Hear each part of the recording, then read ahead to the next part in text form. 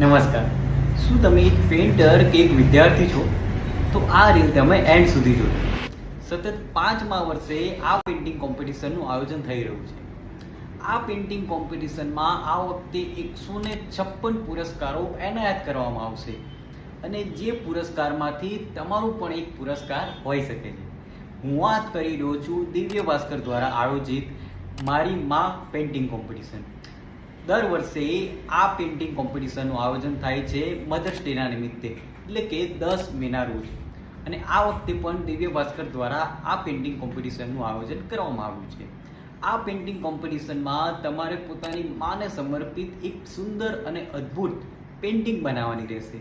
જે પેઇન્ટિંગ તમારે આપેલ QR કોડને સ્કેન કરીને અથવા તો આપેલ નંબર પર મિસ કોલ કરીને એક ફોર્મ સબમિટ કરવાનું રહેશે. જો તમે પેઇન્ટર છો કે વિદ્યાર્થી છો તો તમારો મહત્વનો ચાન્સ છે કે આ પેઇન્ટિંગ કોમ્પિટિશનમાં તમે પાર્ટિસિપેટ કરો અને પોતાનો પુરસ્કાર મેળવવાની તક હાંસિલ કરો.